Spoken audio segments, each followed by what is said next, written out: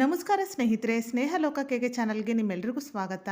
ಸ್ನೇಹಿತರೆ, ಈ ವಿಡಿಯೋದಲ್ಲಿ ಲಕ್ಷ್ಮಿಗೆ ಪ್ರಿಯವಾದ ಉಪ್ಪಿನ ದೀಪವನ್ನು ಮನೆಯಲ್ಲಿ ಯಾವ ರೀತಿ ಹಚ್ಚಬೇಕು, ಈ ದೀಪವನ್ನು ಹಚ್ಚುವಾಗ ಯಾವ ನಿಯಮಗಳನ್ನು ಪಾಲಿಸಬೇಕು, ಎಷ್ಟು ಬತ್ತಿಯನ್ನು ಹಾಕಬೇಕು, ಹಾಗೆ ದೀಪವನ್ನು ವಿಸರ್ಜನೆ ಮಾಡಿದ ಬಳಿಕ ಉಪ್ಪನ್ನು ಏನು ಮಾಡಬೇಕು, ಯಾವ ಸಮಯದಲ್ಲಿ ಈ ದೀಪವನ್ನು ಹಚ್ಚಬೇಕು, ಜೊತೆಗೆ ಯಾವ ದಿನದಂದು ಈ ದೀಪವನ್ನು ಹಚ್ಚಿದರೆ ಪುಣ್ಯ ಫಲ ಪ್ರಾಪ್ತಿಯಾಗುತ್ತದೆ, ಈ ಎಲ್ಲ ಮಾಹಿತಿಯನ್ನು ಇವತ್ತಿನ ಈ ವಿಡಿಯೋದಲ್ಲಿ ತಿಳಿಯೋಣ ಸ್ನೇಹಿತರೆ. ಅದಕ್ಕಿಂತ ಮುಂಚೆ ನೀವು ಇನ್ನೂ ನನ್ನ ಚಾನಲ್ನ ಸಬ್ಸ್ಕ್ರೈಬ್ ಮಾಡ್ಕೊಂಡಿಲ್ಲ ಅಂದರೆ ದಯವಿಟ್ಟು ಸಬ್ಸ್ಕ್ರೈಬ್ ಮಾಡ್ಕೊಳ್ಳಿ, ತಪ್ಪದೆ ಬೆಲ್ಲೈಕನನ್ನು ಕೂಡ ಕ್ಲಿಕ್ ಮಾಡಿ. ಉಪ್ಪಿನ ದೀಪವನ್ನು ಐಶ್ವರ್ಯ ದೀಪ ಎಂದು ಕರೆಯಲಾಗುತ್ತದೆ, ಏಕೆಂದರೆ ಈ ದೀಪವನ್ನು ಹಚ್ಚುವುದರಿಂದ ಅಷ್ಟ ಐಶ್ವರ್ಯ ಪ್ರಾಪ್ತಿಯಾಗುತ್ತದೆ ಮತ್ತು ಸಕಲ ಇಷ್ಟಾರ್ಥಗಳು ಸಿದ್ಧಿಯಾಗುತ್ತದೆ ಎಂಬ ನಂಬಿಕೆ ಇದೆ. ಸಾಮಾನ್ಯವಾಗಿ ಈ ಉಪ್ಪಿನ ದೀಪವನ್ನು ಶುಕ್ರವಾರದಂದು ಲಕ್ಷ್ಮಿಯನ್ನು ಸ್ಥಾಪನೆ ಮಾಡಿ ಅಥವಾ ಲಕ್ಷ್ಮಿಯ ಫೋಟೋ ಅಥವಾ ಲಕ್ಷ್ಮಿಯ ಕಳಸವನ್ನು ಸ್ಥಾಪನೆ ಮಾಡಿ ಉಪ್ಪಿನ ದೀಪವನ್ನು ಹಚ್ಚಲಾಗುತ್ತದೆ. ಅದರಲ್ಲೂ ಆಷಾಢ ಮಾಸ ಅಥವಾ ಶ್ರಾವಣ ಮಾಸದಲ್ಲಿ ವಿಶೇಷವಾಗಿ ಈ ಒಂದು ಉಪ್ಪಿನ ದೀಪವನ್ನು ಹಚ್ಚಲಾಗುತ್ತದೆ. ಆಷಾಢ ಮತ್ತು ಶ್ರಾವಣ ಮಾಸದಲ್ಲಿ ಉಪ್ಪಿನ ದೀಪವನ್ನು ಹಚ್ಚುವುದರಿಂದ ಸಕಲ ಇಷ್ಟಾರ್ಥ ಸಿದ್ಧಿಯಾಗುತ್ತದೆ ಮತ್ತು ಎಲ್ಲ ಕಷ್ಟಗಳು ಕಳೆಯುತ್ತವೆ, ಅಷ್ಟ ಐಶ್ವರ್ಯ ಪ್ರಾಪ್ತಿಯಾಗುತ್ತದೆ ಎಂಬ ನಂಬಿಕೆ ಇದೆ. ಇನ್ನು ಈ ಉಪ್ಪಿನ ದೀಪವನ್ನು ಯಾವ ರೀತಿ ಹಚ್ಚಬೇಕು ಎಂದರೆ, ದೇವರ ಮನೆಯಲ್ಲಿ ಒಂದು ಪೀಠವನ್ನು ಸಿದ್ಧಪಡಿಸಿಕೊಂಡು, ಪೀಠ ಅಂದರೆ ಒಂದು ಮಣೆಯನ್ನು ಸಿದ್ಧಪಡಿಸಿಕೊಂಡು ಮಣೆಯ ಮೇಲೆ ಒಂದು ಅಷ್ಟದಳ ಪದ್ಮ ರಂಗೋಲಿಯನ್ನು ಬಿಡಿಸಿ, ಅಕ್ಕಿ ಹಿಟ್ಟಿನಿಂದ ಅಷ್ಟದಳ ಪದ್ಮ ರಂಗೋಲಿಯನ್ನು ಬಿಡಿಸಿ ಆ ರಂಗೋಲಿಗೆ ಅರಿಶಿನ, ಕುಂಕುಮ, ಹೂವು ಮತ್ತು ಸ್ವಲ್ಪ ಅಕ್ಷತೆಯನ್ನು ಅರ್ಪಿಸಿ ಅದರ ಮೇಲ್ಭಾಗದಲ್ಲಿ ಈ ದೀಪವನ್ನು ಹಚ್ಚಬೇಕು. ಮೊದಲಿಗೆ ಒಂದು ಮಣ್ಣಿನ ತಟ್ಟೆಯನ್ನು ತೆಗೆದುಕೊಂಡು ಆ ಮಣ್ಣಿನ ತಟ್ಟೆಯನ್ನು ಶುದ್ಧ ಮಾಡಿ ಆ ಮಣ್ಣಿನ ತಟ್ಟೆಗೆ ಅರಿಶಿನವನ್ನು ಹಚ್ಚಿ, ಅಂದರೆ ಅರಿಶಿನವನ್ನು ಪೇಸ್ಟ್ ಮಾಡಿಕೊಂಡು ಸ್ವಲ್ಪ ನೀರನ್ನು ಹಾಕಿ ಪೇಸ್ಟ್ ಮಾಡಿ ಆ ಅರಿಶಿನವನ್ನು ಹಚ್ಚಿ ಅದರ ಸುತ್ತಲೂ ಅರಿಶಿನ ಕುಂಕುಮದಿಂದ ಅಲಂಕಾರ ಮಾಡಿ. ಹಾಗೆ ಮಣ್ಣಿನ ತಟ್ಟೆಯನ್ನೇ ನೀವು ತೆಗೆದುಕೊಳ್ಳಬೇಕು ಈ ಒಂದು ದೀಪ ಹಚ್ಚಲು, ಏಕೆಂದರೆ ತಾಮ್ರ ಅಥವಾ ತಟ್ಟೆಯನ್ನು ತೆಗೆದುಕೊಂಡು ಅದರ ಒಳಗೆ ಉಪ್ಪನ್ನು ಹಾಕುವುದರಿಂದ ತಾಮ್ರ ಮತ್ತು ಹಿತ್ತಾಳೆಯ ಜೊತೆಗೆ ಉಪ್ಪು ರಿಯಾಕ್ಷನ್ ಆಗೋ ಚಾನ್ಸಸ್ ಇರುತ್ತೆ. ಅದರಿಂದ ಉಪ್ಪಿನ ಬಣ್ಣ ಚೇಂಜ್ ಆಗುತ್ತೆ. ಅದರಿಂದ ಮಣ್ಣಿನ ತಟ್ಟೆಯನ್ನೇ ಈ ಒಂದು ದೀಪವನ್ನು ಹಚ್ಚಲು ಬಳಸಬೇಕು. ಅರಿಶಿನವನ್ನು ಹಚ್ಚಿದ ನಂತರ ಆ ಮಣ್ಣಿನ ತಟ್ಟೆಯನ್ನು ಆ ರಂಗೋಲಿಯ ಮೇಲ್ಭಾಗದಲ್ಲಿ ಇಟ್ಟು ಆ ಮಣ್ಣಿನ ತಟ್ಟೆಗೆ ಉಪ್ಪನ್ನು ಹಾಕಿ, ಉಪ್ಪನ್ನು ನೀವು ಮನೆಯಲ್ಲಿ ಬಳಸಿರ್ತೀರಲ್ಲ ಕಲ್ಲುಪ್ಪು, ಆ ಕಲ್ಲುಪ್ಪನ್ನು ಉಪಯೋಗಿಸಬಾರದು. ಅದಕ್ಕೆ ಅಂತಲೇ ದೀಪವನ್ನು ಹಚ್ಚೋದಕ್ಕೆ ಅಂತಲೇ ಹೊಸ ಒಂದು ಕಲ್ಲುಪ್ಪಿನ ಪ್ಯಾಕೆಟನ್ನು ತಂದು ಆ ಉಪ್ಪನ್ನೇ ಹಾಕಿ ಹಚ್ಚಬೇಕು. ಆ ಹೊಸ ಕಲ್ಲುಪ್ಪು ತಂದಿರ್ತೀರಲ್ಲ ಆ ಪ್ಯಾಕೆಟ್ನ ಹಾಗೆ ಇಟ್ಟಿರಿ, ವಾರನೂ ಅದೇ ಒಂದು ಉಪ್ಪನ್ನು ಹಾಕಿ ನೀವು ಹಚ್ಚಬಹುದು. ಉಪ್ಪನ್ನು ಚೇಂಜ್ ಮಾಡಿ ಹಚ್ಚಬಹುದು. ಆ ಉಪ್ಪನ್ನು ಅಡುಗೆಗೆ ಬಳಸಬೇಡಿ.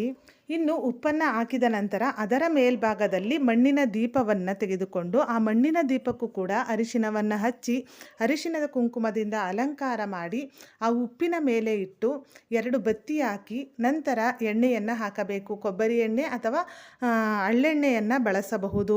ಇಲ್ಲಾಂದರೆ ಸಾಧ್ಯವಾದರೆ ತುಪ್ಪದಿಂದ ಈ ಒಂದು ದೀಪವನ್ನು ಕೂಡ ಹಚ್ಚಬಹುದು. ಎಲ್ಲರೂ ಕೂಡ ತುಪ್ಪದಿಂದ ಹಚ್ಚಲು ಆಗುವುದಿಲ್ಲ ಅಂಥವರು ಎಣ್ಣೆಯಿಂದನೂ ಕೂಡ ಈ ಒಂದು ದೀಪವನ್ನು ಹಚ್ಚಬಹುದು.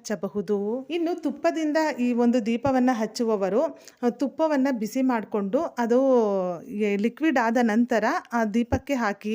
ನೀವು ಗಟ್ಟಿ ತುಪ್ಪವನ್ನೇ ಹಾಕಿದ್ರೆ ಏನಾಗುತ್ತೆ ಅಂದರೆ ದೀಪ ಉರಿಯೋದಿಲ್ಲ, ತಣ್ಣಗಾಗ ಚಾನ್ಸಸ್ ಇರುತ್ತೆ ಮಧ್ಯದಲ್ಲಿ. ಅದರಿಂದ ಅದು ತುಪ್ಪ ಕರಗಿದ ಮೇಲೆ ದೀಪಕ್ಕೆ ಬಳಸಿ. ನಂತರ ಉಪ್ಪಿನ ದೀಪವನ್ನು ಹೂಗಳಿಂದ ಅಲಂಕಾರ ಮಾಡಿದ ನಂತರ ದೀಪವನ್ನು ಹಚ್ಚಿ ದೀಪವನ್ನು ಏಕಾರತಿಯನ್ನು ಮಾಡಿಕೊಂಡು ಅಥವಾ ಊದುಬತ್ತಿಯಿಂದ ದೀಪವನ್ನು ಹಚ್ಚಬೇಕು. ಯಾವುದೇ ಕಾರಣಕ್ಕೂ ಬೆಂಕಿ ಕಡ್ಡಿಯಿಂದ ದೀಪವನ್ನು ಹಚ್ಚಬೇಡಿ.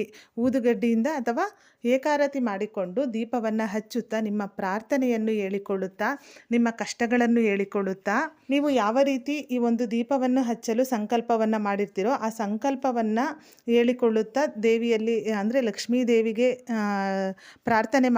ದೇವಿಯಲ್ಲಿ ಪ್ರಾರ್ಥನೆ ಮಾಡಿಕೊಂಡು ದೀಪವನ್ನು ಹಚ್ಚಿ ನಂತರ ಊದುಬತ್ತಿಯಿಂದ ದೀಪಕ್ಕೆ ಪೂಜೆ ಮಾಡಿ ಧೂಪವನ್ನು ತೋರಿಸಿ ಲಕ್ಷ್ಮಿಯ ಸ್ವರೂಪವೇ ಕಲ್ಲುಪ್ಪಾಗಿರೋದ್ರಿಂದ ನೀವು ಆ ದೀಪವನ್ನು ಲಕ್ಷ್ಮಿಯ ಸ್ವರೂಪವೆಂದು ಭಾವಿಸಿ ಶ್ರದ್ಧೆ ಭಕ್ತಿಯಿಂದ ಪೂಜೆ ಮಾಡಿ.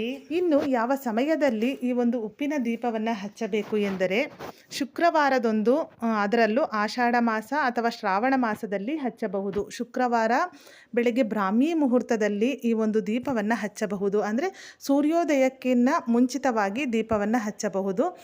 ಎಲ್ಲರೂ ಕೂಡ ಆ ಸಮಯದಲ್ಲಿ ಹಚ್ಚಲು ಸಾಧ್ಯವಾಗುವುದಿಲ್ಲ. ಅಂಥವರು ಗೋಧೂಳಿ ಸಮಯ ಅಂದರೆ ಸಂಜೆ 5:30 7:00 ಒಳಗೆ ಈ ಒಂದು ದೀಪವನ್ನು ಹಚ್ಚಬಹುದು.